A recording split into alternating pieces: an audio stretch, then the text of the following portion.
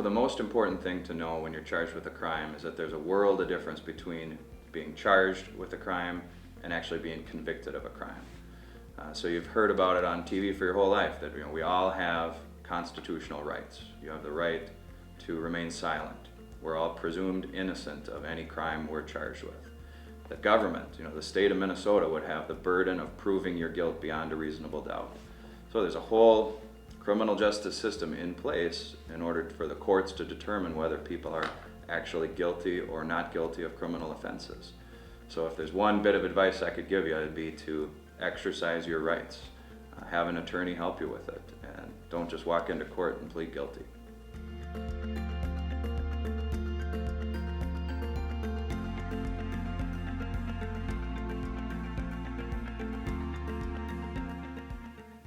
In Minnesota, you can be charged with anything from a petty misdemeanor, the lowest level offense, all the way up to felony crimes. So criminal offenses are defined by the maximum penalty you could possibly receive. So just for example, if you get a speeding ticket, you're charged with a petty misdemeanor and you can get up to a $300 fine. On the other extreme, if you're charged with murder, you'll be charged with a serious felony and you can go to prison for a long time.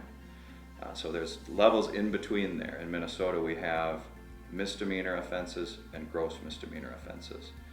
So often, a first-time, low-severity level type of crime will be a misdemeanor where a person can receive a maximum of 90 days in jail.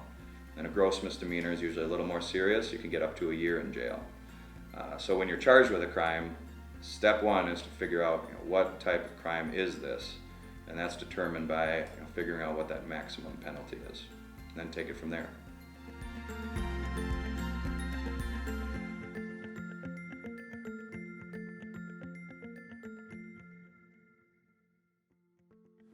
Well, police officers are out on the roadway all day, every day, looking for vehicles to pull over. So an officer might stop you for some basic traffic violation, or if a vehicle's weaving all over the roadway. But once you're stopped, if you've had even one drink, it's very likely that that officer is going to be able to smell it immediately when you roll down the window. And if that officer smells alcohol, that means that you're getting out of that car and the officer is going to investigate you for a DWI. So the important things to know at that moment, most important, is that you have a constitutional right to remain silent. So when the officer says, "Hey, are you coming from the bar?" or "How much have you had to drink?" you do not have to answer those questions. You don't need to give the police incriminating information about yourself. Secondly, the officer is going to ask you to go through a series of field sobriety tests. And most of those tests, you are under no obligation to complete. So if the officer says, "Hey, follow my finger," or "walk on this line," or "stand on one leg," you don't have to do those tests. Just respectfully say, "Officer, I'd rather not do that test." But it's important to recognize that once they have that handheld breathalyzer that they put in your face, if you don't blow into that one, it's going to mean an automatic arrest. That officer is going to definitely bring you back to the police station. Once you are under arrest, you can expect to get back to the police station. You'll be sat down and read a formal advisory, and the officer will ask you if you'll take a blood, breath, or urine test. At that point, Minnesota law requires you to take that formal test. If you don't take it, you'll be considered to have refused the test, which gets you charged with an even more serious crime. All sorts of bad things happen.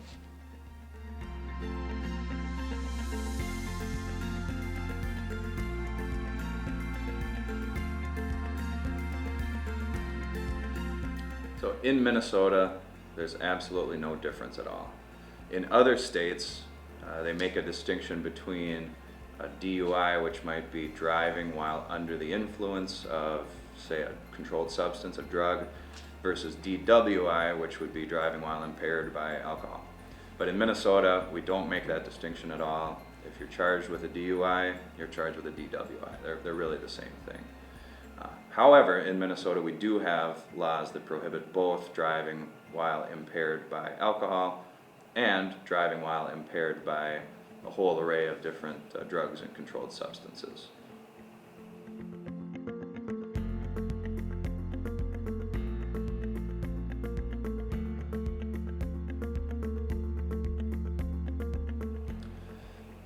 So the important thing to know about DWI consequences is that the legislature has created really a two-track system where if you are arrested for a DWI, you're going to face criminal consequences, you'll be charged with a crime, but you'll also face civil consequences.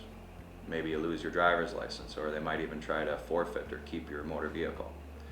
So on the criminal side, a person can be charged with various levels of DWI offenses.